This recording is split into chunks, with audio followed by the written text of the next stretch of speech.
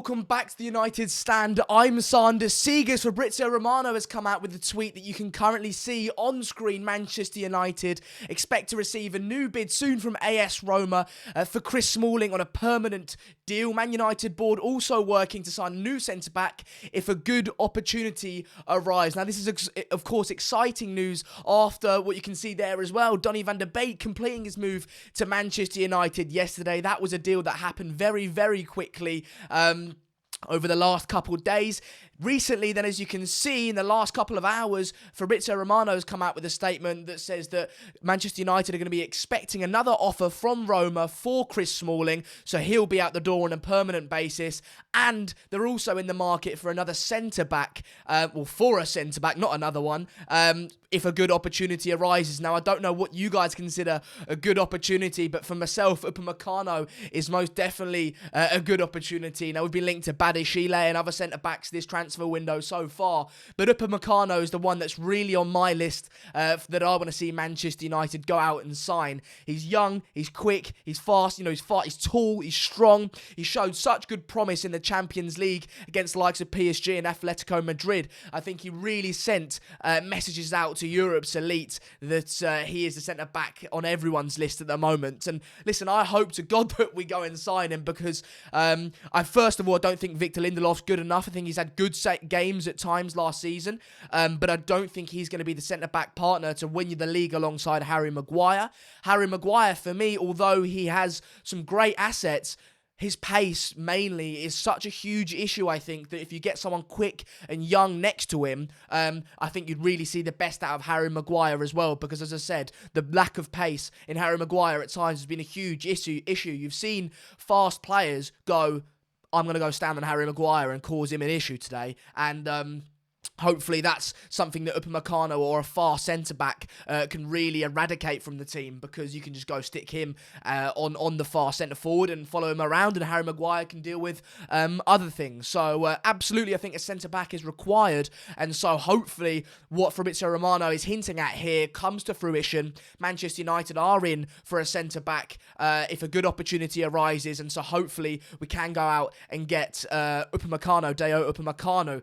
Guys, thank you so much for joining me in the comments. Good morning to everyone at home. I hope you guys are doing fantastically well on this Saturday. No, it's not Saturday, Tuesday morning. Obviously, I usually do my shows on Saturday, but Goldbridge is out at the moment, and the nature of the channel at the moment is that we can, interchange between presenters, and so hopefully you enjoy that sort of variation.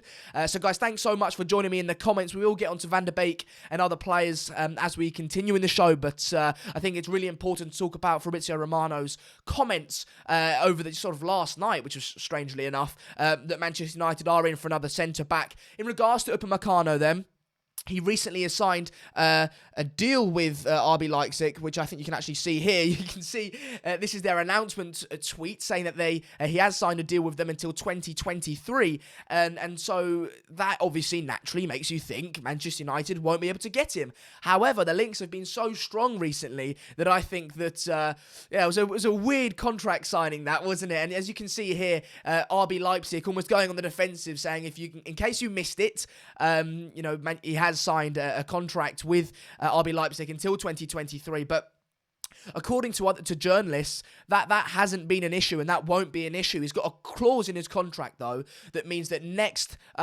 summer, Manchester United can get him for £40-odd million, I think it is, which for a player of his stature and his status, his rapidly increasing status, is a good deal, isn't it? 40 million for a player like him is a good deal. However, next season, not this season. We need a centre-back going into this upcoming season. So, apparently, you can go and get him for 50-60 million, which is a lot of money.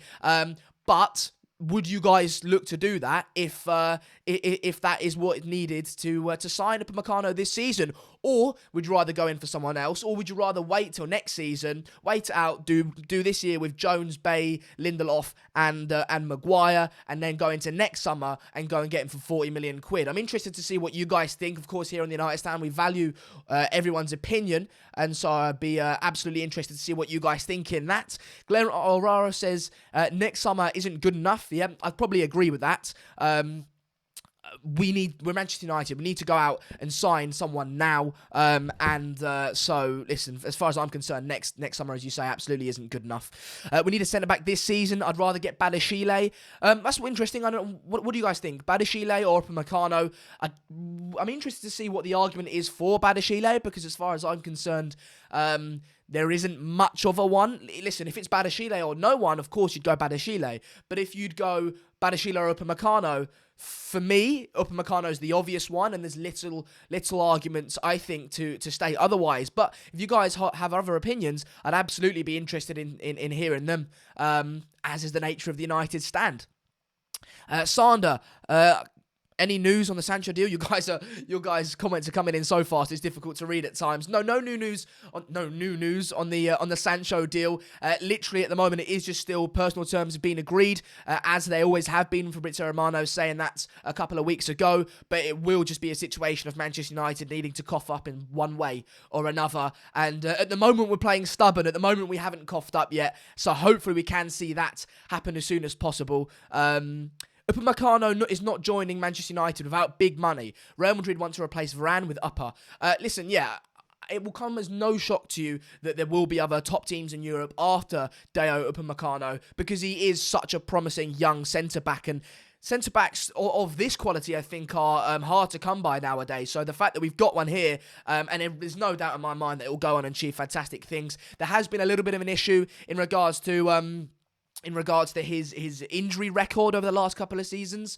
It hasn't been fantastic. He has missed quite a few games with injuries. However, he hasn't been injured for the last season or so, so hopefully he can go into the next couple of years in his career and continue on that good vein of form as far as injuries are concerned. Sell the fridge and sign Upamecano.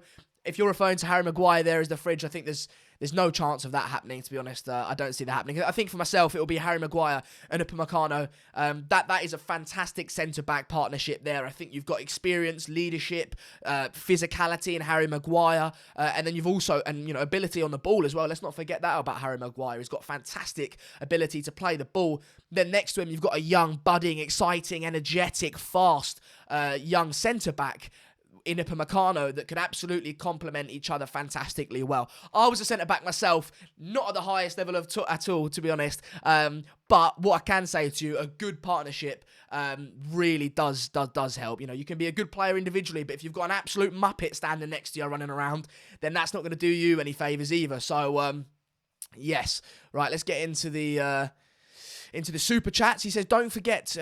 Dean, is that how you say your name? Dion. Thanks for your contribution, pal. He says, don't get director of football hype. I excel. Chelsea team is average. This year's signings equals unknown. And Monaco's fall from grace. United look strong, plus getting better. Indeed, thank you for your contribution there.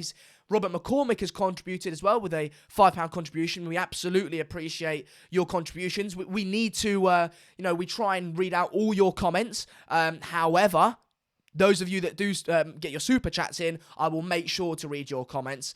Robert says, no point signing some kind of centre-back who's never played in the Premier League. He won't start. Also nice to see Neville talk down Sancho and sign Kane. I don't want to see us sign Harry Kane. I said this a couple of days ago, I think on Saturday. I like the idea that Manchester United have this forward-flowing front three, whoever that might be. And I think if you get Harry Kane into that mix, you don't see the front three be as fluid, because then you've got an out-and-out number 9, and then you've got, Mason Greenwood on the right and Marcus Rashford on the left, and they are then going to have to interchange. But the whole front three doesn't interchange when you bring an out-and-out number 9 into it. I think if you bring Jadon Sancho into it, you've then got Marcus Rashford, Anthony Martial, Jadon Sancho. They can all flow. You can maybe bring Mason Greenwood on instead of Anthony Martial. Put Martial on the left and bring Mason Greenwood up front. And then they interchange. Sancho on the left. Do you know what I mean? I think that's the way Ole Gunnar Solskjaer's trying to go with this team. The interchangeable, fluid front three that I really would like to see at Manchester United. You guys were saying Robert is a prat. I don't know who Robert is, but welcome Robert regardless. So the idea of bringing Harry Kane in, I'd rather not. But listen, Gary Neville knows far more about Manchester United and football than I do. I'm under no illusions of that. But from an untrained eye, I like to see Sancho brought in, and as I said, see that more fluid style of attack at Manchester United. We better move on then from Upamecano onto Donny van de Beek. I know we're all massively excited about that. Donny van de Beek has essentially signed for Manchester United, and if you guys needed any more confirmation of that deal, Rio Ferdinand saying, "Good evening, Donny van de Beek," and Edwin van der Sar, of course, the CEO of Ajax, replying with an emoji suggesting his sadness. So, absolutely, that is basically confirmation, isn't it? If you guys needed any more, that Donny van de Beek will be signing for Manchester United, if not already. You know, Romano came out last night, I think, and said, even in this tweet here, let's see it here. If you can look at the bottom there, he says, and Donny van de Beek is a Red Devil after medicals completed today. Going to sign his contract until June 2025. So I'm sure we're all very, very excited about that. And as I said there, Edwin van der Sar confirming it further. You guys have got your... You got your videos with Goldbridge and other people in the last couple of days or yesterday, so I'm sure you guys have got all the reaction from that. But as far as I'm concerned, very, very happy with this deal. Although Manchester United, we need to make sure to not stop here. That's the most important thing, that Manchester United do not sign Donny van de Beek and go, well, that's us done then. Do you know what I mean? It cannot be a situation like that. It's got to be, we sign Van der Beek, then we sign a centre-back, then we sign a right winger, and we kick on now, right? Potentially even a little Spanish fella from Germany, you know? You never know. So it's absolutely essential that Manchester United do not stop with Donny van de Beek and that we do kick on in the transfer market. But regardless, it is fantastic to see us doing some sort of deals at the moment in the transfer window, because up to this point, it's felt absolutely knackering, exhausting that we haven't done anything at all. And it's, you know, we've been pulling our hair out, especially here on the United Stand, where we want to give you guys good news. We want to talk to you guys about transfers and confirmed deals and Donny van de Beek and other people like that. But when nothing's been happening at all, it's absolutely infuriating. And so the fact that we've got someone done is absolutely fantastic. Vandy Candy says Van de Beek, Sancho and Upamecano.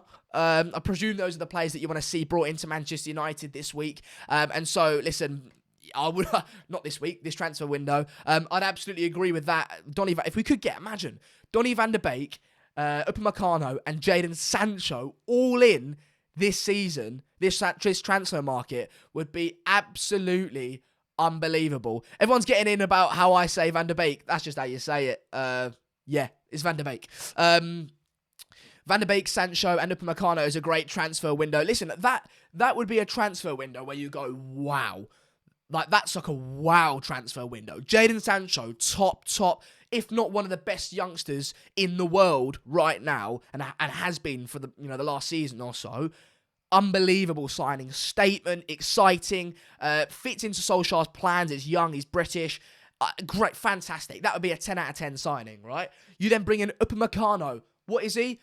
One of the best centre backs in the world at the moment. For like a young centre-back in the world. Obviously not one of the best centre-backs. One of the best up-and-coming young centre-backs in the world, I should say. That would be like an 8 or 9 out of 10 signing. I'd be absolutely just ecstatic with that deal. And then you bring in Donny van de Beek, and then, you know, that maybe that's not like a 9 or 10 out of 10, but that is an absolutely fantastic signing. And I was speaking to my mate, I don't know if you guys remember, he was called Jorge. We spoke about him the other day in regards to he's a Barcelona fan, and he gave us the news on Maxi Gomez and other people like that. I was speaking to him, and he said, where's Donny van de Beek going to fit in? And you guys, I'm sure, have heard enough of this. But of course, you don't just have 11 starters in your team. You know, you have maybe 12, 13, 14 starters that all rotate. We saw towards the latter stages of last season, Bruno Fernandes, Paul Pogba, dead on their feet. Absolutely dead on their feet. And we were seeing a lack of quality, a drop-off in their performances because of that. Imagine you can then bring in Donny van de Beek, Thiago maybe as well. That is what you need in a squad to really, really kick on and create that competition for places and that strength and depth that we so miss at the moment. So that's where I think Donny van de Beek fits in. You know, you have, as I said, 13, 14 starters in your team. You don't want to have 11 starters and then, you know, the other 11 bench quality players. You want, ideally, you know, like 15, 16, 17 first team quality players that can all create competition for places, so that when you do need to bring somebody off the bench, that it isn't a drop-off in quality, as we saw last season. We would have won the FA Cup this season, I think, if we had some strength and depth. I seriously believe that, because we're better than Chelsea and we're better than Arsenal first team. right? So either we would have rotated up to that semi-final point meaning we could have played our first team, meaning that we wouldn't have been dead on our feet, meaning that we would have beat Chelsea, or we go into that FA Cup semi-final, we rotate, but you bring in a Donny van der Beek, you bring in Thiago, you bring in Jadon Sancho instead of Mason Greenwood, and you have a strong second 11 or alternate 11. I don't like to call it a second 11 because you shouldn't have a second best team. I think you should simply have an alternate team, right, that you can go out and play. So that's what I think. So that's where, long story short, that's where I think Donny van der Beek fits into Manchester United. Let me read some of your super chats then. Robert says, interchanging is nice but doesn't win you the league. We need someone to stick in the ball in the net when it matters. Until then we won't challenge. Robert, thank you so much for your contribution, and I really do respect your opinion. But the league winners this season don't have an out-and-out number 9. I don't think Roberto Firmino is that at all. I think, if anything, he sacrifices his goals to allow the wingers to play, and that's all interchangeable. Yes, they might stick to their side slightly more, but I think we're starting to see that false 9 or more interchangeable style of play become to the forefront of European football at the moment, and so I don't actually think you need an out-and-out number 9. Of course, you could say Robert Lewandowski, Champions League winners, they've got an out-and-out number 9. Of course, you can play that way, and you can win that way and be successful that way. I'm not denying that whatsoever. But what I am saying is, from what I have seen of Ole Gunnar Solskjaer so far, I think, is trying to build a team that is fluid, that is interchangeable up front. Now, listen, if we bring in Harry Kane or someone of that ilk, then absolutely, I think that I wouldn't disagree with it. I trust Ole Gunnar Solskjaer in his process. He's the manager at Manchester United. I'm me. I don't know anything compared to him. But from what I'm seeing at the moment, I like to see that interchangeable front three. Shankar, thank you so much. Welcome to the United Stand Members Club, newest member of the United Stand. Greatly appreciated. You guys can get all sorts of perks if you do join the United Stand and our membership. So thank you so much, Shankar, for joining. And then Marcus Macedo, again, thank you for your super chat and your contribution. He says, I don't think that Maguire's role is guaranteed. Last season, he was as good as Lindelof, and so far he's proven to be an awful captain. Listen, we can't comment on the sort of nature and his how well he's done as a captain. I think you're referring to the incidents in Greece. We can't comment on that because no verdict has been given. There has been a guilty verdict given, but they're going to retrial now, so we cannot comment on his captaincy, how good he's been as a captain in relation to that, because he might, he might be innocent, so I can't comment on that. And I think he was better than Victor Lindelof last season, in my opinion. Played every single game, was the rock of our defence, was the rock of our team. I personally think so. Of course, he made a lot of mistakes, but I think if he's got the security of having someone like Upamecano next to him, someone he knows that can cover him if he does get beat for pace, then I definitely think we're going to see a better Harry Maguire, as well as a better partner centre-back in Upamecano. So that's what I personally think. But what do you guys think? Listen, I'm absolutely here to listen to your opinions and hear what you guys have got to say. Robert says, I respect your reply, Sander. Mate, that's what it's all about, isn't it? Robert's had his say. I've had mine.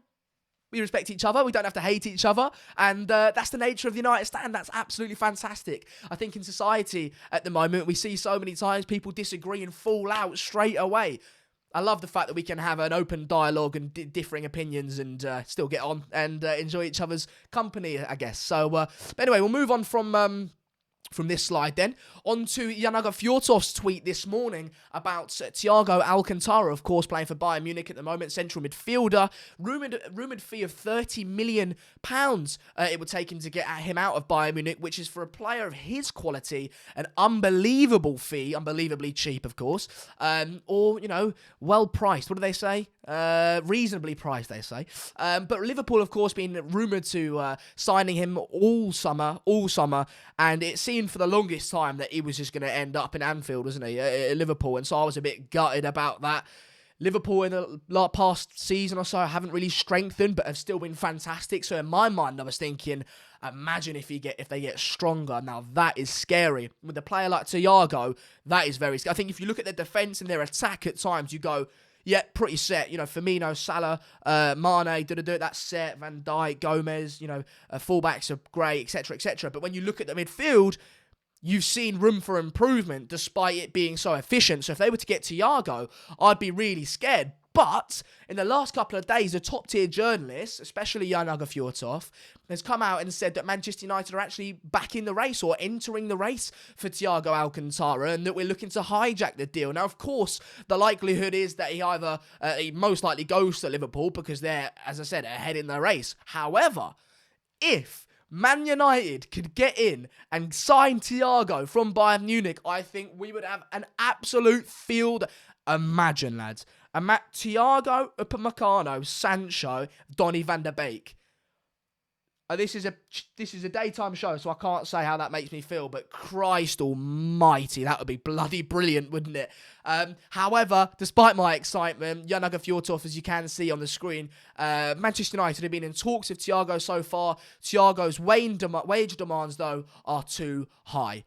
To be continued. Now, if it didn't say the to be continued, I would sort of be, we're out of the race from he wants too much money.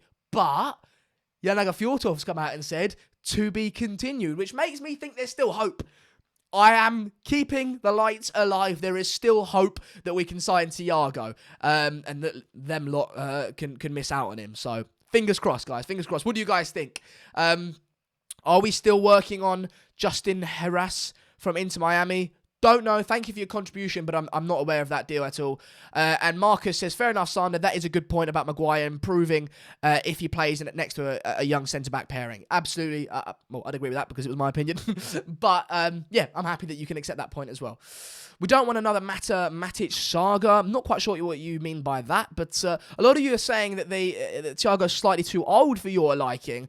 But I think that'd be fantastic. Like, you've got a 25-year-old Bruno, a 27-year-old Pogba, a 31-year-old Matic, a young McTominay, 23 or so, 29-year-old. So you've got a blend there. You've got a blend in that midfield of youth and excitement and experience and knowledge. And I like that. I like to see that. And you'd only be getting in for, 30 million euros? For me, that's an absolutely no-brainer for the level of player that he is. But if you guys don't think so, then fair enough. Oh, did I get baited? Oh, luckily, I didn't. Yeah. All right, I got baited. Fair enough. But, yeah, Justin Heras. Nightmare. Nightmare. Oh, right. Let's all see the comments of me like, Justin. At first it was Mike, Oxmel's, Grim. And now it's Justin Heras. So you can't win. You cannot win. Jensk says, is the signing of Upamecano done? You've said Upandango, but I presume you mean Upamecano. No, not been done. Apparently, we are in for another centre-back, though, according to Fabrizio Romano, as you can see here. Obviously, he's talking about Van der Beek there, but up there talking about Upamecano, or rather a centre-back, and that we would be in for one if a good opportunity arises. But we'll have to wait and see with Upamecano. He has got a £41 million release clause at the end of next season. He has literally just signed a deal, as you can see there, until 2023 with RB Leipzig. And so getting him out of the club might be a bit tricky, but it's apparently reported that Ole Gunnar Solskjaer is adamant that he wants another centre-back and a midfielder as well. So alongside Sancho. So we'll have to wait and see in regards to that. Let's get this out of the way. Oh, not that one. Bloody hell. Get that out of the way. Finally, then, in regards to Fred at Manchester United, of course, with all the incomings, with all the signings in midfield, with rumoured, obviously you've signed Donny van der Beek now, and potentially Thiago coming in as well, you'd look to get some players in the midfield out of the club. Now, if you had to say which midfielders you'd like to see leave Manchester United, Juan Mata, Andreas Pereira, Jesse Lingard. You wouldn't go with Fred, though, would you? You wouldn't go with Fred. However, it is reported that Fred could be going to Galatasaray on loan this season, which it's a deal that doesn't make sense in my head in any way, shape, or form. If you were going to get rid of him, sell him. I mean, maybe they can't buy him at the moment because of COVID, so maybe what they're trying to do is get him on loan, then buy him next season or the season after. But Fred, what? Why? Why would you get rid of? Why would you get rid of Fred? Keep Fred, and get rid of the other lot. You know what I mean? Get rid of Pereira, Jesse Lingard, Juan Mata. Despite him being a fantastic guy, I'm sure Pereira and Lingard are nice people as well. But yeah, as you can see here on the slide, there was a report on Instagram that of what I've just reported there, that Fred was going to potentially be moving to Galatasaray on loan this season. And the interesting thing is, if you look there, Fred official has liked it, which now, of course, we can't always go off social media and likes and follows and things like that, because how many times have we seen people follow Man United and never sign and things like that, But it's quite a weird thing, isn't it? It's quite a weird thing for Fred to go out and just like out of the blue. Like, you'd go, oh, I've been rumoured to Galatasaray. You wouldn't go, double tap. Like, that seems strange to me if there's nothing in it. So, I presume there's something in it in that case, So, yeah, what do you guys think? Would take 50 mil for Fred. You're basically then just sort of breaking even, aren't you? You're getting back what you paid for him. Would I take that? No, I would. Oh, no. I want to see Jesse Lingard, Andreas Pereira, and Juan Mata leave before I see the likes of Fred, McTominay, and other players like that leave. There's a system, there's a hierarchy, and Fred's above that hierarchy, that ladder, than Andreas Pereira and Jesse Lingard. So why would I get rid of him before I get rid of him? Fred could be a great squad player, as he was this season, although he had to play a lot because Pogba was injured. But he could be a great squad player alongside Donny van de Beek and players like that. But so I don't want to see him leave before, definitely not before the likes of Andreas Pereira and Jesse Lingard. Maybe he liked the photo. Well, he did like the photo. He did like the photo. Make just one signing first for us to have trust in you. Everything is rumours, not even a single signing. Well, we signed Donny van de Beek, pal, Christian. He's not officially been announced by Manchester United, but it is done. Everyone's been talking about it. As you can see here, Edwin van der Sar, the CEO or the director of football of Ajax, confirming it. He's confirming it there that it's done, and his dad's been talking about it, so it's done. We'll come out with an official reaction to the official announcement when that does happen. Expect that to be today. Expect that to be me or Goldbridge or someone on Flex. So do expect that video to come at some point today, but it is done, isn't it? It is done. Galatasaray doesn't have 50 mil. Yeah, no, this is a loan deal. The deal with Fred is a deal that is potentially on loan.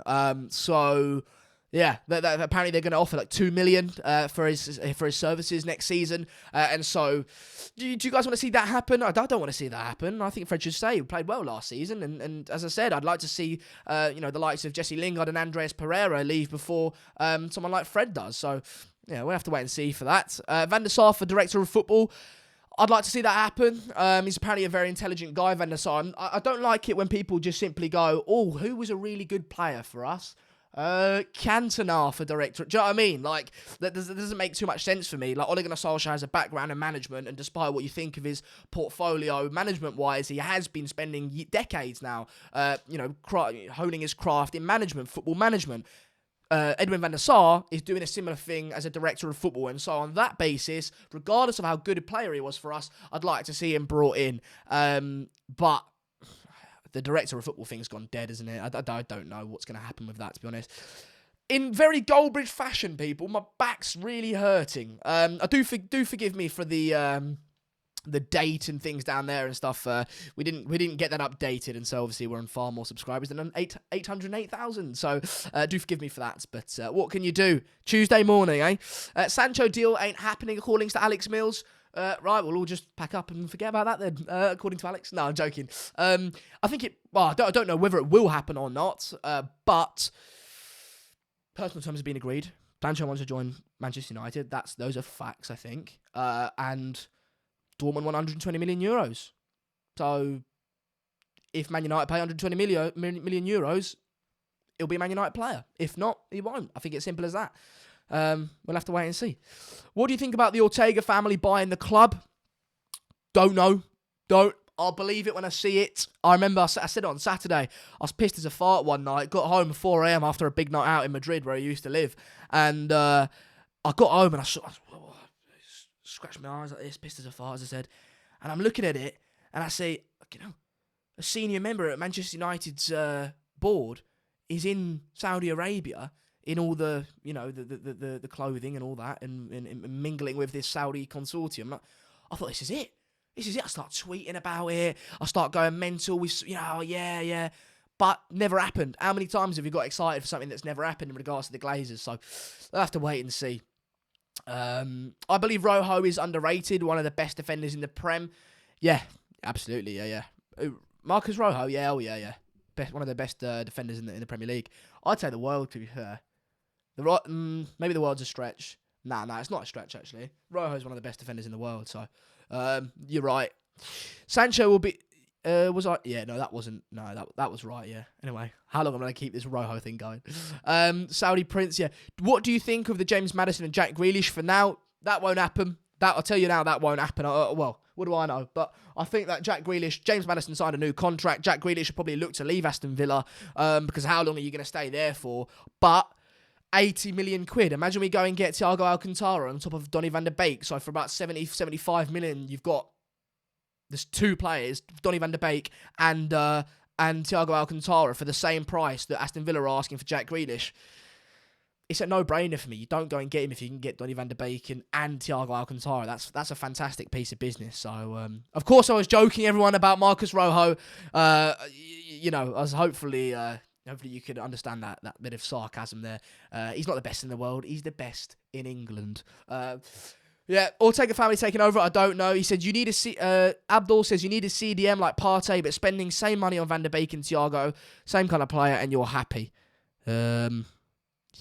Yeah, I do think we need a central defensive midfielder. I don't think Thiago or Donny van der Beek are central defensive midfielders. They're not there to replace Matic. Donny van der Beek apparently is rumoured to have spoken of Ole Gunnar Solskjaer on FaceTime yesterday, I think it was, the day before. And apparently Solskjaer was hinting that he's going to look to use him as a number 10, right? And so apparently Donny van der Beek was happy with that. That's where his preferred position is. Regardless, he's not a central defensive midfielder.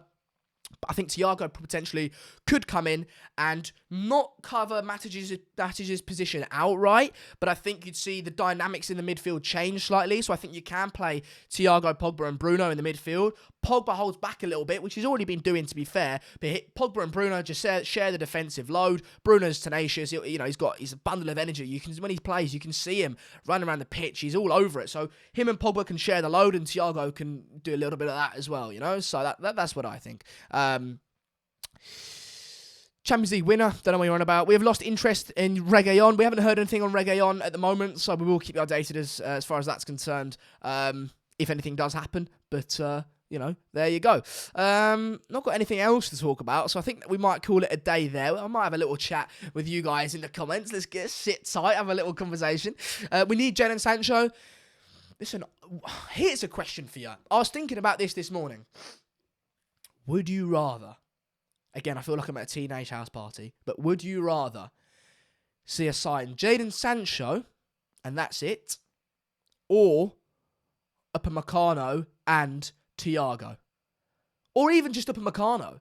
I think that's an interesting one. Like, would you rather see us sign a top quality, young and up-and-coming centre-back, or would you rather see us get a right winger? Because I think... I'd probably like to see us get a defender and the midfielder. But maybe not. I don't know. Obviously, Sancho's a fantastic young, up-and-coming young player, and I'd love to see us sign him, and he's really exciting, isn't he? But is the right wing a position that we need to strengthen more than a centre-back? Maybe. I don't know. I'll throw it out to you guys. I want to know what you guys think. You guys are saying Sancho. All right. Okay. Silly question then. Silly question. I apologise. Everyone's getting in the comments with Sancho. So, there you go. You guys want to see Sancho sign for Manchester United.